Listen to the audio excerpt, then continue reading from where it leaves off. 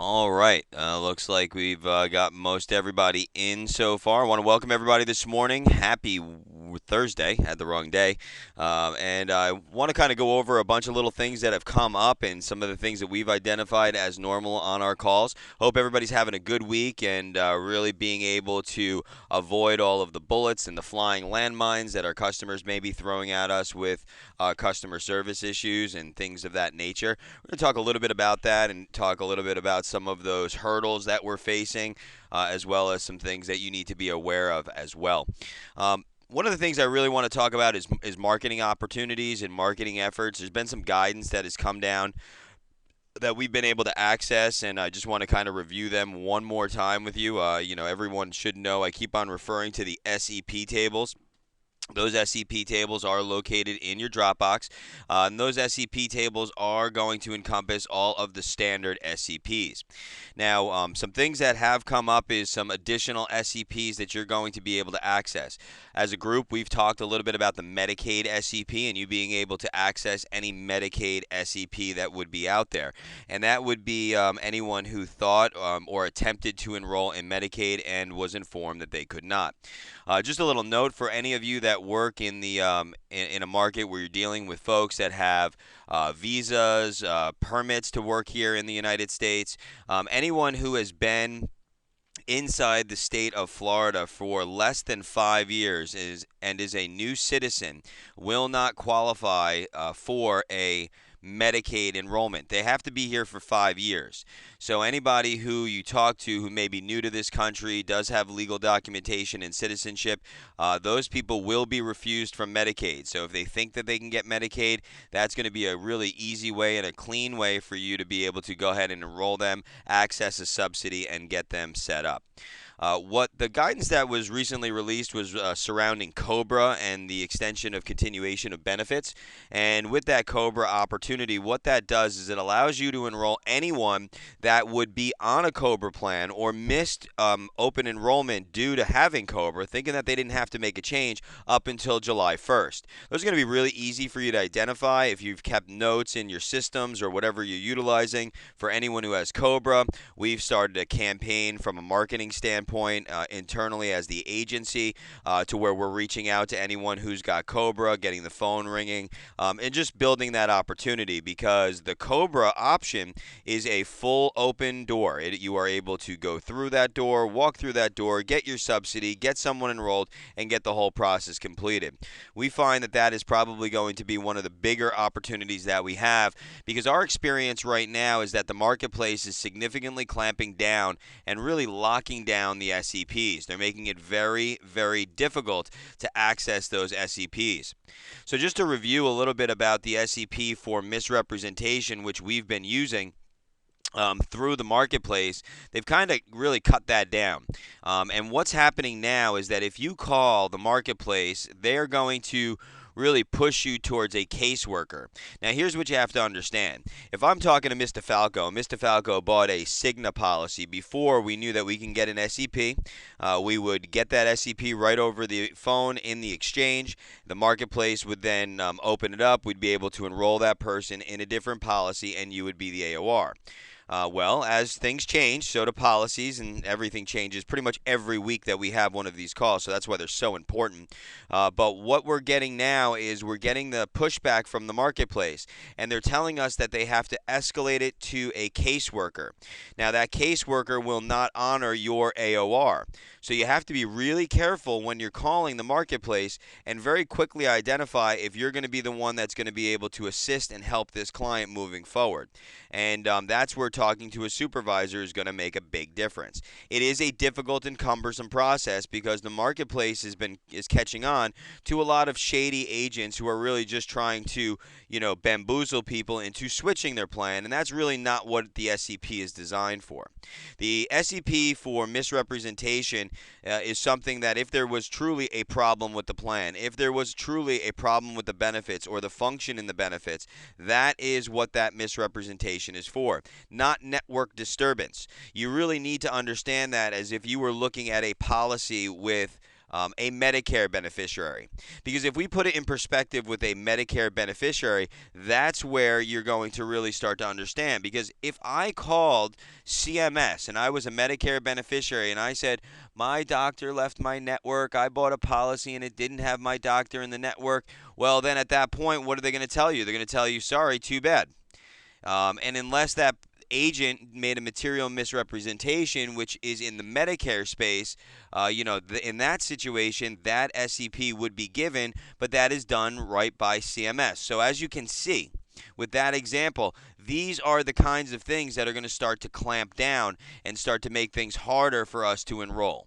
Okay, so you do need to understand that. Now, we're still able to access minimum loss of coverage, all the standard ones, but you may have to be a little inventive if you're trying to get somebody enrolled into a policy and really think through what the possible scenarios could be that you would be able to access an SCP that wouldn't be for misrepresentation. Let me give you an example. Yesterday, we were talking with a family. The family had a situation where they had informed the agent that they didn't like the policy, they didn't like the network, their doctor wasn't in it, so be it. So the agent calls the marketplace says, sorry, nothing we could do, you're kind of stuck. We called back, because normally if you call back 2 or 3 different times, you're going to get 2 or 3 different answers, sort of like calling agent services at Florida Blue.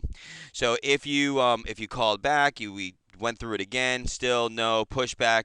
We tried the misrepresentation. They were trying to escalate that to a caseworker, and then the agent would lose out. Well, as we did a little further digging, we found out that there was a change in income that would have caused one of the children to lose their advanced premium tax credit. So what we had to do was change our line of thinking, and when we were looking at that to do the enrollment, to go through a gain or loss of a premium tax credit, giving the family an opportunity then to re-enroll in a different plan because they were removing a dependent going to Medicaid, and then what would happen is that the parents would also have the SCP to make a change. Now, if we take that one step further, the parents didn't want that child to go to Medicaid, so they'll be purchasing a policy for the child as a standalone, but we had to do it in a 2-step process. So it can be a little cumbersome. It's getting harder, and that's where you are going to have to look and market specifically for COBRA, and making sure you're identifying are those people going to be subsidy eligible? Are we going to be able to access one of these SEPs? Now, the next thing I want to cover before I go away from SCPs, let me just ask if anybody's got any questions regarding SCPs, the COBRA SCP as well. And let's just take a look at that. I have a group with 2 people left on it. It's open enrollment for the group, but they want to get individual coverage through the exchange. If they cancel their group plan, is this an exception to get a subsidy through the marketplace? Well, it's not an exception. That's just a basic rule. That would be an SCP for loss of minimum essential coverage. That group would be able to enroll once they cancel that group, or they're planning on canceling that group. You can do an enrollment. What you can do is do the enrollment as a future loss of coverage if there's no subsidy. If there is a subsidy, then you can go in there, and remember, you're going to be using the date of cancellation to be the day before. Then when they cancel that policy, this will coordinate clearly. I would take care of that now if you're looking for a 6/1 effective date. And when you complete the applications, you're going to complete the applications with a loss of coverage saying that it is 5/14.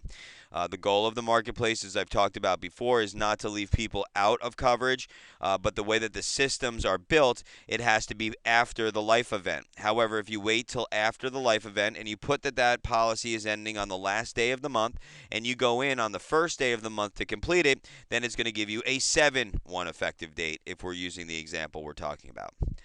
So yeah, access that. That's not a problem. I have the next question from Ellen is I have 3 employees on a small group plan who did not enroll in the group plan 1/1 due to the cost, even though the employer pays half. Are there any SEP that would work for these employees at this time? Do they even qualify for an ACA plan due to the family glitch? And they have access to group coverage. Well, let's take it backwards. First thing, you have to look at the family glitch and see if the cost of that coverage is unaffordable. If the cost of that coverage is unaffordable in the eyes of the government, which is 9.5% of the employee's income, then they would be able to access an SEP as well as a subsidy.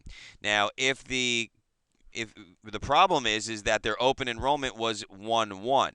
okay? And they didn't access anything. It's past 60 days from 1/1, so we can't use that. Why they didn't enroll between 1/1 and 4/1 is beyond me, but that's something that you're going to have to kind of look through it.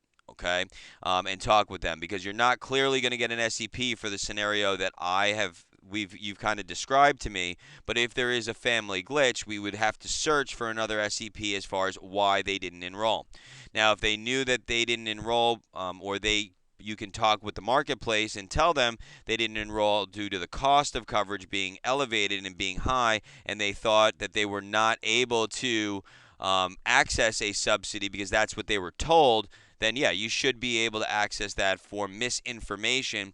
And you could simply, talk about that in the marketplace. You can say the client called the marketplace, spoke with someone about it. They said that they wouldn't have access to coverage or a subsidy based on the fact that they had group coverage, even though we know that it has to meet the affordability check. Yep, and Ellen, I know that they're saying that they just didn't know that they could enroll. There's a lot of people that are just living under a rock, and that's going to be a problem. So you're just going to have to work through it with the customer and see if you can access that. You should have no problem, but it's going to take a little bit of work. If a group is in a $7,500 deductible and they are terminating their group, would that be an SEP? Yes, Doug. If there's termination of group in any time, if the group is terminating, that is an SEP to access both a subsidy as well as a qualified health plan. Job loss as of 4/16 took COBRA for 1 month. Okay, and can they get a marketplace plan for June 1st? Yes. They're on COBRA. As I said, Christine, in the beginning of this conversation, that is COBRA benefits.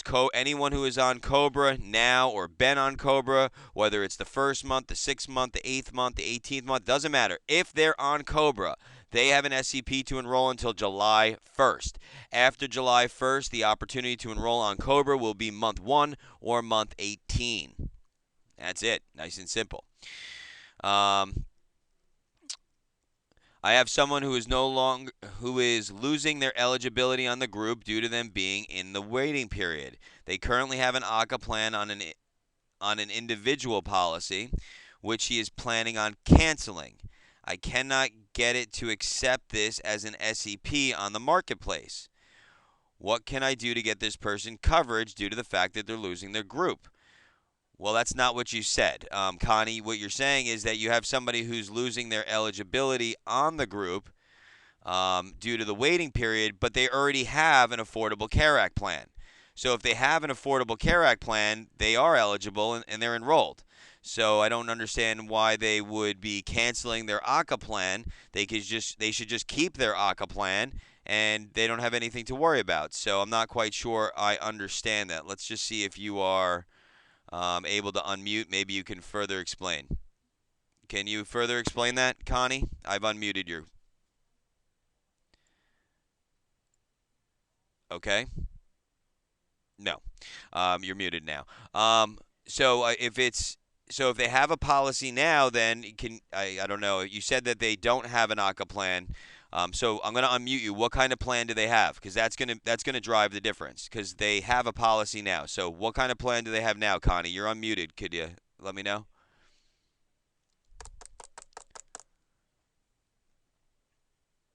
Okay. Well, we'll get back to Connie because we're not able to hear. I muted her phone. Doug is going back to his comment with the $7,500 plan deductible. It does not meet essential coverage. Well, we already know, we've already identified, Doug, that person has an SEP for other reasons. The not meeting essential minimum coverage is not necessary. You can use both of those in conjunction. So just pick one because you've got one to use and you can use it one time, and you're good to go. Connie, I want to move on. So do you want to either address that question that we were dealing with, or otherwise I'm going to move on?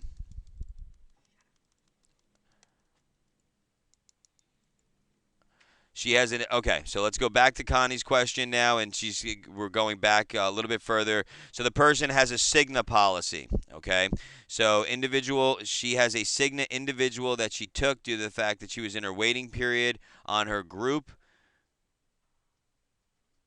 was 365. I'm still not understanding. Connie, let's just take your question off the conference because I'm just not understanding it. And then if I can't unmute you, and I will just prefer to take it off for everybody else. So we'll deal with that after, and we'll make sure that we talk about it. Regarding the misrepresentation, this is from Kevin. The SCP you talked about first thing this morning, you said to talk with a supervisor when you first call and to make sure you will be recognized as AOR, correct? Do you and the client still work on the case together with the caseworker at that point? Please go over that one more time. So going back to the SCP, if you've identified that someone had misrepresentation, you're going to speak with them and see if they're going to allow you to access the SCP. The misrepresentation really needs to be geared towards benefits, not towards network disruption. Remember, benefits, RX coverage, the way that the policy works, not they don't like the plan, they can't see their doctor. Because what they're going to come back with is they're going to come back with that they should have checked. You know, a prudent person would check to see if their doctor is on the network, just like with Medicare. Now, if they're going to escalate it to a caseworker and they're not going to involve you, then they're not giving that SCP to you as well. So, therefore, you're not going to be the AOR. And that's what you have to ask them. If you're not, you want to be able to assist the client, there's no reason that you're going to. There's no reason that you're going to invest that time if you're not going to be compensated for the work. You may be a very nice guy, Kevin, but I'm sure that we do this as much as we want to help people. We do need to get paid for our professional work that we do. So just going to have to clarify that if you try and avoid going to a caseworker and have it completed right then and there. Next question from Joe Allen. I have a group with a new employee. The new employee will be eligible for the group insurance on 7/1. She currently has an Affordable Care Act plan with a subsidy. The group plan is one of the old plans, 5800, not ACA compliant. She wants to keep her ACA plan. Can she? Depends on the size of the group and depending on the cost of that group, what you're identifying, it's an old group plan. So I'm assuming that you're meaning that that does not meet minimum essential benefit coverage options. Sure, she can keep her ACA plan. That's not going to be a problem. Living under a rock does not constitute an SCP. No, it doesn't. Otherwise, we would be getting everybody through. Could you go over new citizenship that you covered in the beginning of the call? If someone is recently new citizen or new to the country within the last 5 years, they don't qualify for Medicaid. If they don't qualify for Medicaid, therefore they would have access to enroll. If someone, for example, just moved here from Venezuela, they're married, they're a citizen now, they're not making very much income, and what they do is they think they're going to go to Medicaid, they're not going to be able to get Medicaid. So that's just really what I was talking about earlier. Okay. Any other questions about SCPs? Otherwise, I'm moving on. All right. So we've covered the COBRA opportunities. We've covered the other SCPs. Ellen, let's take yours afterwards, and we can talk about yours in detail about how you're going to have to process that enrollment. Let's talk a little bit about reinstatements. Florida Blue has identified as we have, and we've been talking about, a slew of issues that have come about with billing issues, people who are getting canceled, people who are telling us that they've paid, but we're not recognizing their payments, people that are not in any systems, they're just kind of in a black hole. Well, we've gotten guidance from Florida Blue that after a very interesting meeting that we had with them about reinstating all of those folks and how we're going to go about that. So the guidance that we've gotten is that anybody who falls into one of basically 5 buckets, and just real high level, they couldn't pay, they had problems paying, they didn't get their bill in the mail because their mailing address was different than their physical address. There's another reason that if they paid, we send them back their money. Just all kinds of these 5 kind of buckets, and they're really the big ones that encompass the lion's share of the headaches that we're all dealing with. Well, anybody who falls into one of those 5 buckets, we are going to be able to reinstate their policy.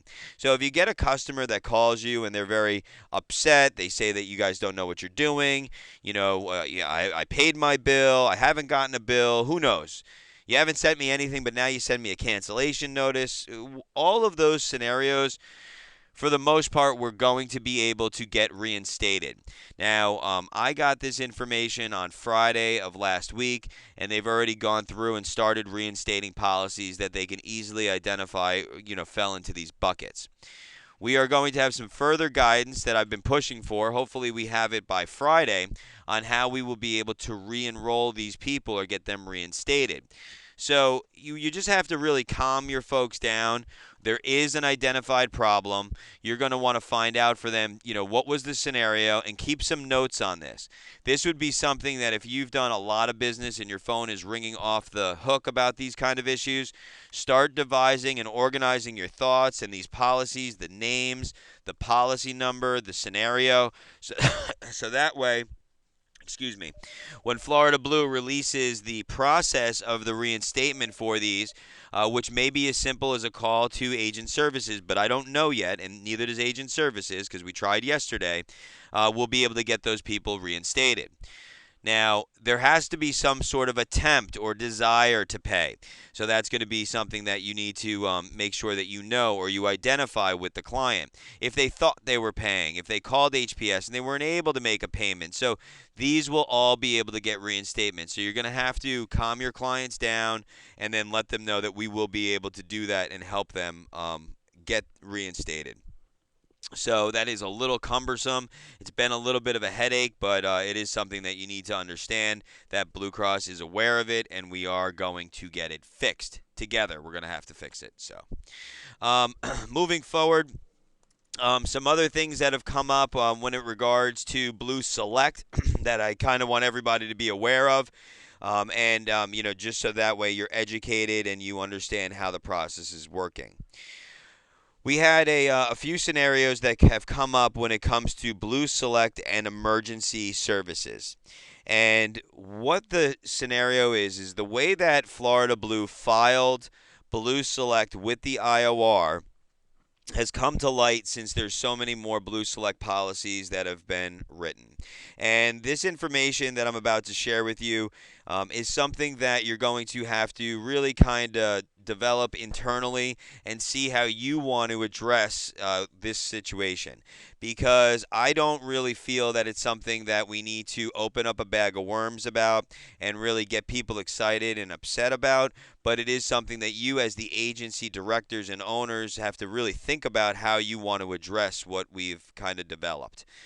So here's the situation, and this was in all of the training. Any of you that have sold Blue Cross for years, you all know how this works, is that if somebody goes in for emergency services, that those emergency services under Blue Options and Blue Care, and as we thought Blue Select, would all be treated as in-network no matter where you went, and that was as long as it was truly an emergency, and you didn't have any choice but to go to that emergency room. So for example, if I have a heart attack, or I end up in a drowning situation and I end up going to the emergency room in the ambulance, or my husband or wife carries me into the emergency room because it's the closest emergency room, that will be treated as in network. Well, that's correct. So the emergency room will be treated as in network. However, if that person is admitted and they have a Blue Select, and this applies only to Blue Select policies, if they are admitted following that emergency room visit to that hospital, the hospital admission will be treated as out of network. Okay, so everybody can now get up off the floor because what you have to understand is that this could come up, and it has come up already. Let me give you an example. Customer took his wife to the hospital, took her to the closest hospital that was there. She had fainted. She had a dizzy spell. The hospital was 3 miles from their home. They went to the closest hospital. It's a non-par hospital on Blue Select, and shockingly enough, they purchased a Blue Select plan, knowing full well the hurdles with Blue Select. Went to the emergency room. Got the treatment and was immediately admitted into the emergency room for monitoring. Now, what happened was we covered the emergency room visit as in-network, but the hospitalization is being treated as out-of-network, and she was there for 5 days. And no one had informed her, nor the family, that this was a non-par hospital. So therefore, she's racking up out-of-network bills. Now, this client is actually going through an appeal process now to get those claims to try and get those claims fixed and see if they could be addressed and fixed. But I can tell you clearly that it's probably not going to happen. So what can you do for these people? So what is the process for fixing these? Well, as a material misrepresentation will give an SEP. We are no longer able to change policies. As you know, there has been communication out from Blue Cross. We've talked about it. The changing from Blue Select to Blue Options is off the table now. The changing within Medi-Level, off the table now, unless an SEP is given. Centers of Medicare and Medicaid Services, HHS, the government put a kibosh on it. They said nationwide, there's no more changes due to network disruption. You can't change from one product to another product within the carrier. They said no more. So anybody who's off exchange, who has no subsidy, we can change those people until the end of the month. But if there is a person who's on exchange, we cannot change them any longer. Not possible. So what are you going to do with these other people who are on Blue Select? You may have some good, strong clients or good relationships that you want to inform these people about. Now, if you are, be conscious to check the provider directory. Be conscious of your area and the network availability in your area before you open up this can of worms. If I give you an example, we have clients that are in Pinellas County, and in Pinellas County, it's an issue. But in Hillsborough County, it's not an issue. Because the hospitals that most of our Blue Select clients, as we looked at them, they live within the vicinity of in Hillsborough County of a hospital that's going to be taking Blue Select. However, if they bought Blue Select and they lived in Pinellas, the distance for them to travel in an emergency situation may be too far. What they have to be conscious of is that if they're in an emergency and they go to a non-par hospital, I know it is not the time that people are thinking about their network of their policy, but if they are going to get admitted, they're going to have to get moved. It is ridiculous. I understand it's ridiculous. I know everybody is shaking their head. I don't make the rules. It's not the way that I was educated on it. It's not the way that you were educated on it. And because of that, because we weren't educated on that, it is filed deep within the contract.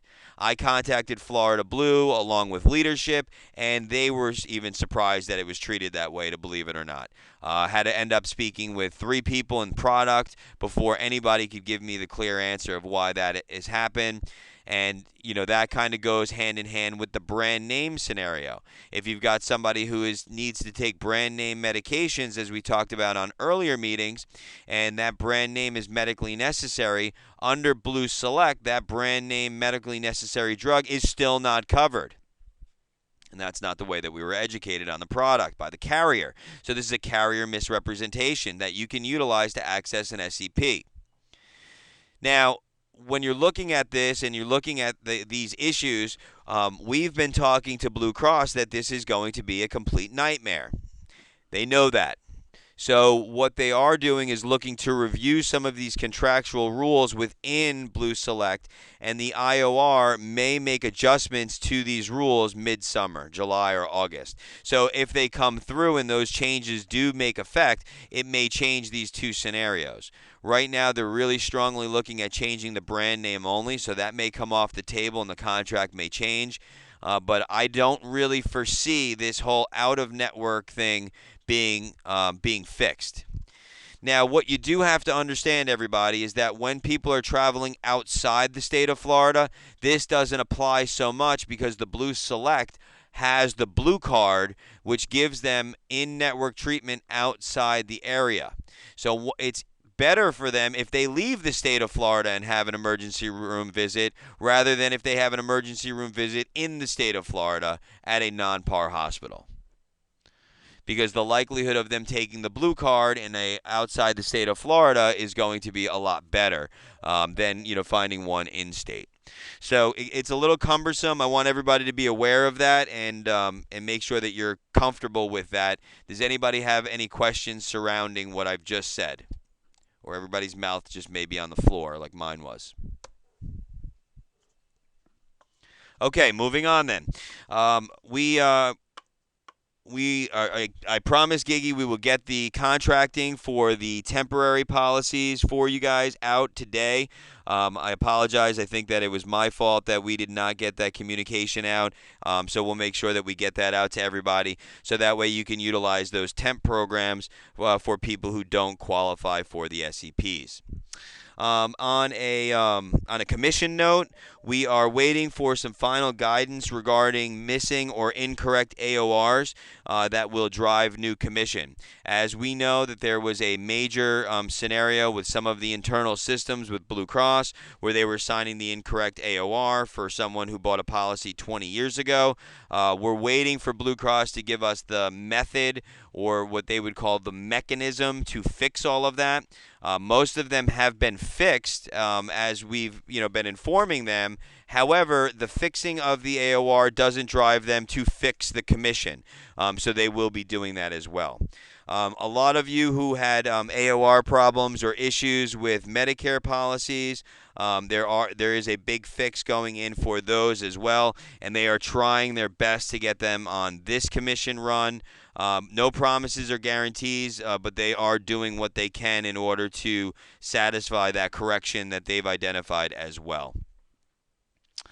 Let's just see here. Question came through. Can we get the zip drive for the generic Blue Options, Blue Select, and Blue Care contract? Can we get the zip drive? You just want a copy of those contracts, if that's what you're asking? Reach out to Giggy, Peter, and see if she can get a handle on those contracts for you. And you could read through them. Hidden in the language of the contract, when even the product people were, had issues, identifying that it was going to come up, and how the language is going to address to the claims process was more of the difficulty. But yeah, you can read through it also. All right. At this point, I'd like to open it up to any questions that anybody might have. And if there's no additional questions for the day, I'm going to let everybody go. We will not have a meeting next week, so I want you to mark it off your calendar. You guys get a break for a week. I wish I could say I was going on vacation, but I'm not. We just will not be having a meeting next week. If there's any communication that comes out with regards to the process that we've been talking about today, special enrollments, reinstatement, and things like that, we'll communicate that with you via email. And also, everyone could always reach out to Ms. DeFalco. Do I know when the rate increase letters are going out to clients who have 7/1 effective dates? Yesterday, yeah. They went out yesterday. So they will be getting a rate increase letter. As you know, anybody who had a rate increase letter or is in an anniversary situation for a non-calendar year policy anniversary date does have an SCP to enroll in a qualified health plan. What we've been told is, based on the rate increase and looking at it, it still typically is not going to be a value-added situation for those people to switch to a qualified health plan. If they do switch to a qualified health plan, do understand that the original AOR will be honored and you will get a migration fee, but you will not get new commission. Okay. All right. Any other questions that anybody may have today? Excellent. I hope everybody has a great day. Enjoy your weekend. Hope everybody had a fabulous Mother's Day. All the mothers on here today, happy Mother's Day. And I hope everybody enjoys their week. And anybody who had any questions, you could want to follow up after this conference call with Ms. DeFalco of concerns and questions you might have had. I want to thank everybody for their time. Have a great day and have a good one. Bye.